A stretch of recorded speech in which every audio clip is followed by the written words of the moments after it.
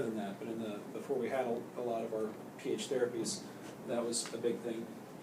Actually, out of all the numbers, well above where the systolic or mean pulmonary pressure is, the pulmonary arterial saturation is a much better indicator of heart failure compensation, decompensation, how a patient's going to do than how high their mean or systolic pressure is. So we look at all that.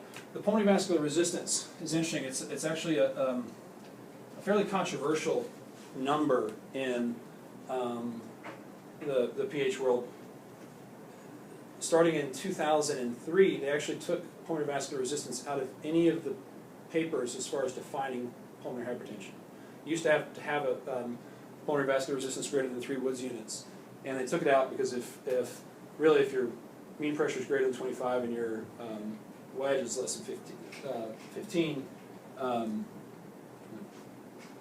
then your pulmonary vascular resistance is going to be high. What to do with the patients that have, say, mean pressure of 40, a wedge of 20, and a PVR that's up? It's pretty unclear. There's no studies. Nobody. People have their practice patterns, but there's no data to guide you on what to do with those patients. Eventually, if you have diastolic dysfunction and you have a backflow of fluid, the body's response is to hypertrophy these arteries. And so, could you do well to aim at this and make this a little bit better if you're also trying to do the right things to treat the diastolic dysfunction? I don't know. It's a great question. I would love to know the answer to that, and it's always surprising to me that hasn't been answered, but it hasn't. Not to any great satisfaction. I did tell the last group, and it is important to know, we do know for systolic dysfunction, if the problem is systolic dysfunction, we've tried, even with those that have increased PVRs, to give some of our pulmonary vasodilator medicines to those patients, and actually the mortality went up. So we know in systolic dysfunction, all of our, if you can't squeeze it out, you don't want to increase the load on the left ventricle, and so we don't give our pulmonary vasodilator medicines to those folks. So why in the world do we not care about the pressures? Well, we care about the pressures, but sometimes they don't tell us really what we want to know or need to know.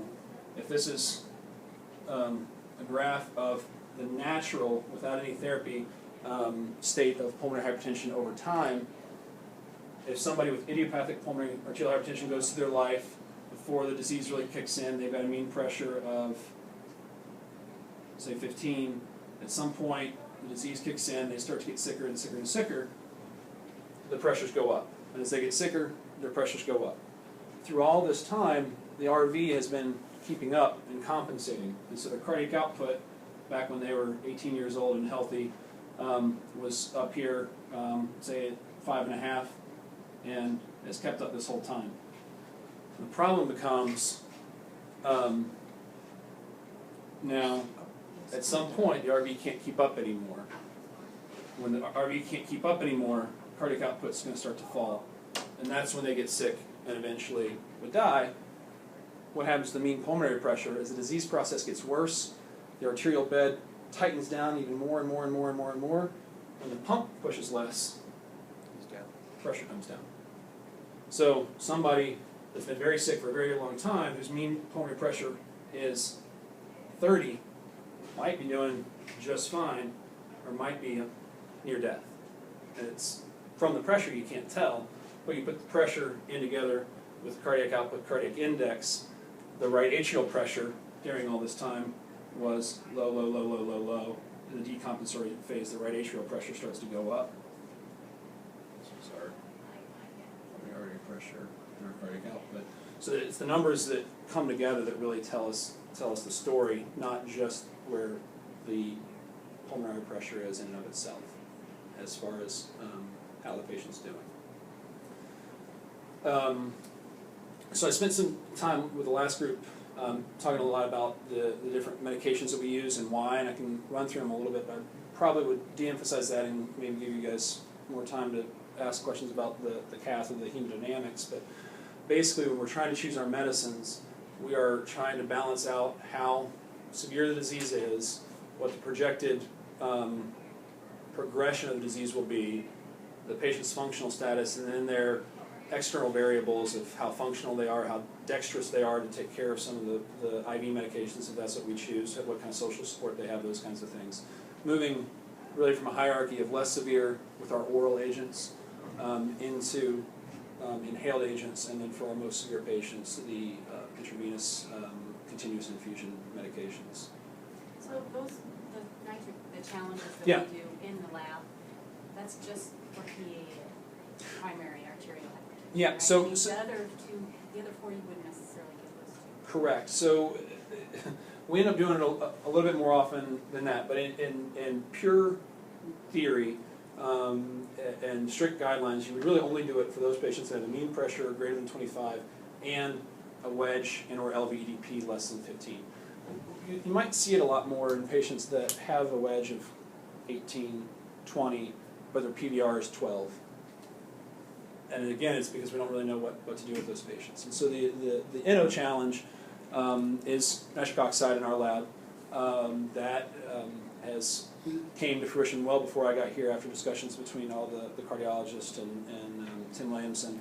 And in my mind is this superior way to measure vasoreactivity. But you can use other things. Other labs use IV Flolan or adenosine to look for an acute vasodilator response. It gives us some information taking care of the patients. In some ways, it's much overplayed as far as its significance in the right heart catheterization. It is looking for a very small subset of patients that have a very brisk, acute vasodilatory response right here to identify a subset of patients that can be treated with less complicated, it's probably not fair, but more traditional medications, i.e. a calcium channel blocker. It came out of a time before we had therapies aimed at the pulmonary vascular bed. We still use it because it's a well-known therapy that's been around for a long time with minimal side effects, and if it has that brisk a response, patients do really well with it, so we still use it. But it's in a very, very small subset. Where I always caution is it does not, for somebody that puts on NO and their pressures don't really get better, and their cardiac output doesn't get better in those 5 minutes, if they have true idiopathic disease or sclerodermic disease, they're truly group 1, it doesn't mean the therapies won't work. Or if somebody has a big drop in their pulmonary pressures, it doesn't mean that patient's going to do really well when we treat them. So it doesn't predict really how somebody's going to do long-term on therapy. It's meant to identify a very small subset of patients who can be treated with calcium channel blockers. Do we extend it out a little bit? Do I get a little bit more optimistic if somebody responded pretty well? I think those patients do a little bit better on therapy, but it's never really been demonstrated in the literature, and it's not in any of the guidelines, and it's not really how we choose our therapies, whether we're going to go oral, inhaled, or IV.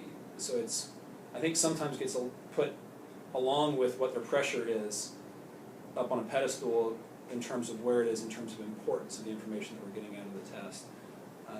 But it is there.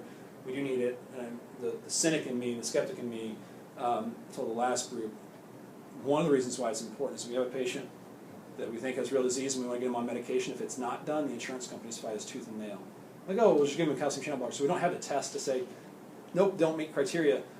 It's months of paperwork and calls to try and get the patient the therapy we think they need because they want to see the checkbox of not acute vasodilatory response in the cath. A little overly cynical, but in moments of honesty, it's an insurance test. So what was category 5 on this one? Oh, so I left it blank. It's technically called other and multifactorial disease, and it includes a lot of bone marrow dysplasias, myeloproliferative disorders, some diseases that we don't understand as well, like histiocytosis X and sarcoidosis, sickle cell anemia is kind of a wastebasket, other stuff. Back in the 80s, where I worked, we used to be #1 donating hospital in Southern California. And at that time, I know we had heart-lung transplants for pulmonary hypertension. Now, is that like... It still happens. So okay. It still happens. So it's good and bad in that they happen much more rarely these days. So somebody has pulmonary arterial hypertension, advanced disease, that is progressing despite therapy, they can still get a lung transplant. In theory, if the lesion is all right here in the pulmonary arteries, taking the pulmonary arteries out, which happen to live in the lung, and giving new pulmonary arteries, will take that pressure off, the RV will remodel, and sometimes they don't need a heart transplant, just a lung transplant. Some people, we think the same thing, the problem is all right here, and they need a new pulmonary artery, but they've been sick so long, the RV is so sick, it's not ever going to remodel, they get a heart-lung transplant. The numbers for that are way down from where they used to be as the medication options for treating it have gone up. And that's the good and the bad, because it has let us treat a whole lot more patients. But there probably are some patients that now get stuck in this in-between of, let's go up one more time, add this other medicine, and they kind of languish and get sicker and sicker and sicker to the point that they're no longer candidates. So it's good and it's bad. Every now and then people will still get a transplant, but it has become more and more rare. As far as the clot, the surgery for the clot, how high does the pressure usually get before you need that surgery, if you get that surgery? Again, it has more to do with where they are and the other things. Okay. And so we go by, just like people with left-sided heart disease, we do our functional class the same way, so they get a New York Heart Association functional class, just like people that have systolic or diastolic left-sided heart failure. And so that's really indicated for people with group 3 and 4 disease, or class 3 and 4 disease. Along the same lines, if we had somebody in our area to surgery to get a clot mechanically removed, we would say we'd failed because we didn't offer them thrombolytic therapies. Now, have you guys used thrombolytic therapies where you do infusions directly into the lungs? And do you use 2B3A blockers in that context too? Because we found that 2B3A blockers in conjunction with thrombolysis works. Yeah, we don't use 2B3A, and I think that has a little bit to do. So there's two big questions at hand. One is, will any thrombolysis anticoagulation strategy work? And then if so, which one should we use? For acute PE with a new clot, there's great debate about who should get simply anticoagulated versus thrombolyzed. And that's a moving target still. One of the pushes toward being more aggressive with thrombolysis is that you might end up with fewer patients that have chronic RV failure. A pulmonary embolus, in theory, if it doesn't kill you, should be absorbed and remodeled by the body over a matter of weeks to months. That's where it's gone. Pulmonary hypertension occurs when that process breaks down. So somebody could have 10 Ps in their life and end up with no RV dysfunction as long as the body then resorbs. The ones that we're finding are usually years to decades old, the clots, and at that point, systemic or directed thrombolysis doesn't work. And so what the surgeons actually do is they don't strip out the clot, they strip out the endothelium. And so it's a huge surgery, and they just take out the most superficial layer of the pulmonary artery, which gets rid of the clot and some of the cytokine and hormonal disruptions that have come over the years, and just literally take off a layer and then treat it. How can you tell the age of the clot? What's that? How do you tell the age of the clot?